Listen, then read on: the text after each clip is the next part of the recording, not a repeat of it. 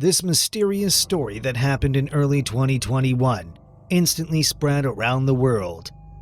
A man entered his apartment and disappeared.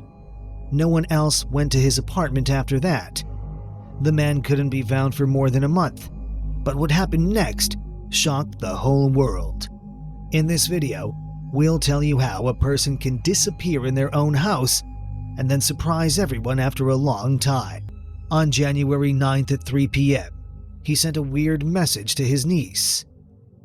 "Please tell Laura to check her messages. It's an emergency." After that, Laura, Christopher's sister, tried to call him, but the man didn't answer the phone. She had gotten used to her brother's weird behavior in the past months, but this message really got her worried. Even more worrying was the fact that on January 8th, her brother sent her several disturbing messages in a row.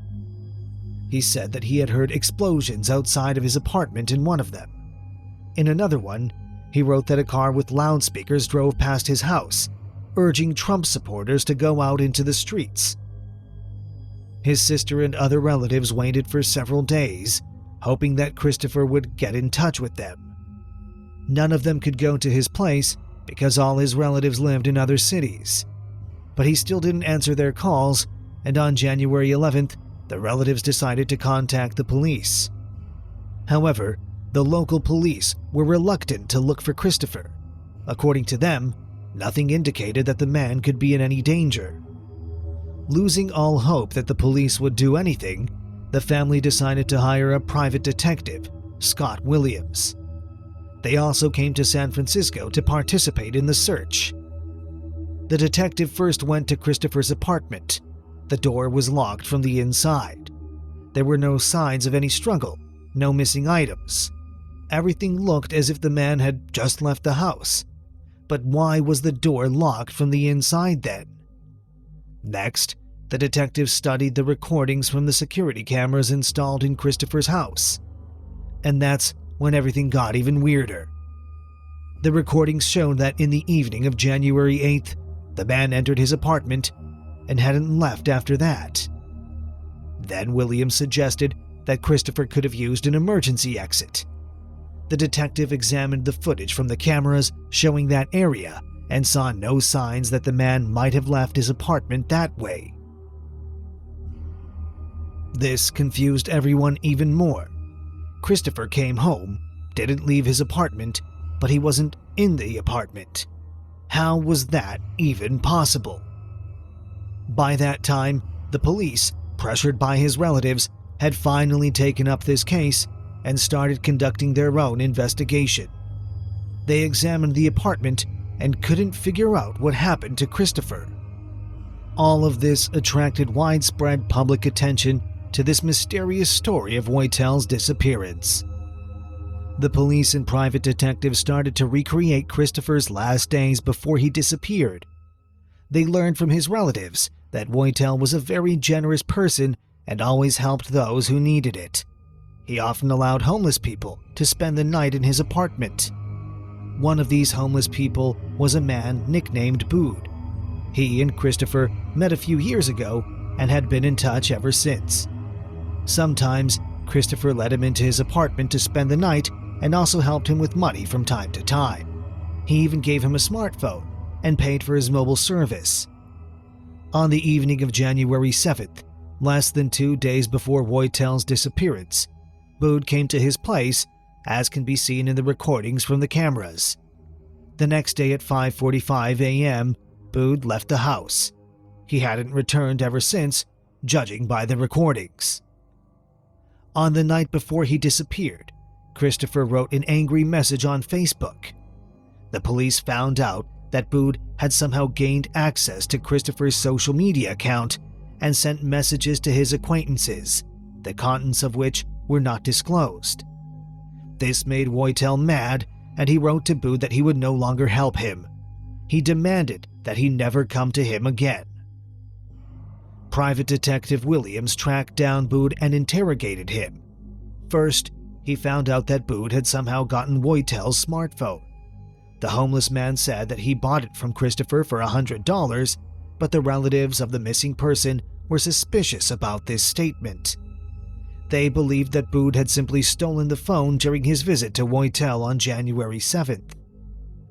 When the detective asked Bood what happened to Christopher, this story became even more interesting. Bood said that he had strong psychic abilities and he had a vision. According to the homeless man, Christopher became a victim of robbers who wanted to steal his computer equipment. They allegedly took his body out of the house and threw it into the ocean. Of course, the detective took Bood's words as complete nonsense. It's still unclear whether the homeless man was messed up in the head or whether he came up with all these things as a cover, but the detective said that Bood was unlikely to be involved in the disappearance of Woitel. The thing is that Bood suffered from a serious leg injury for a long time and could hardly walk. This meant that he wouldn't be able to drag Woitel's body on his own even if he wanted to. Remember this fact about his injured leg. Williams was once again stumped. Not only did Woitel apparently never leave his apartment, but the detective also didn't have a single suspect who could be involved in his disappearance. He also questioned the theory that Christopher could just flee. There had been no transactions on any of his bank accounts since his disappearance. In addition, Woitel kept in touch with his relatives literally every day, and he probably wouldn't have stopped doing this out of his own volition. Hargan Nelson, Christopher's neighbor, believed the theory that he had just fled. He was well acquainted with the man because Woitel once saved his life. Nelson shared an interesting observation with the private detective. He often noticed two strange men come to Christopher's apartment. Judging by their appearance, the neighbor assumed that they were connected to the criminal world. Nelson couldn't possibly imagine Woitel being friends with people like that. According to his theory, these people could, for some reason, threaten Christopher, and he could decide to lay low. Unfortunately, he was wrong. On February 16th, it became known that the police had found Christopher Woitel's body, and on the 18th, the law enforcement authorities officially confirmed this information. And now, what makes this story incredibly weird is that his body was found in his own apartment. How was that even possible? Remember, Christopher disappeared on January 9th and his body was found on February 16th. Until the day the body was found, the police and the private detective had repeatedly scoured the apartment and they couldn't find Woitel there. Where had he been all that time? The police said that they found the man's body in the ceiling above his bathroom. The building is constructed in such a way that there's an empty space that's about 3 feet in height above the apartments on the upper floor, which is used for technical purposes and links the roof with the apartments.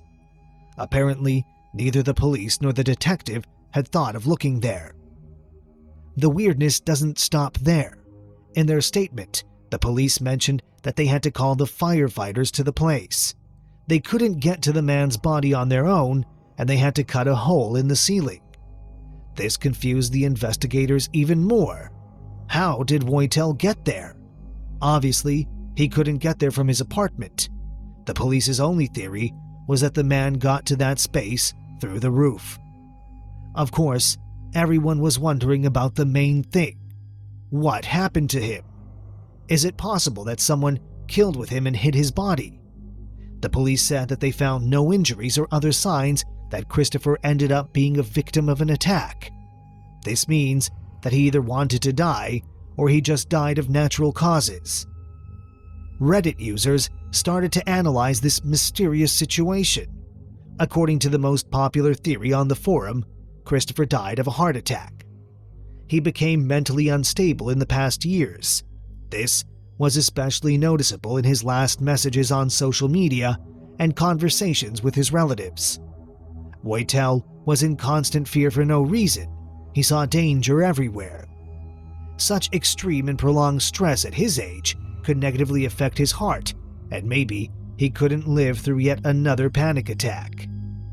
But how does all this explain the fact that Woitel ended up in that technical space above his bathroom? Perhaps he was in a state of extreme panic before he disappeared. Christopher might have felt that he was in immediate danger right then and there.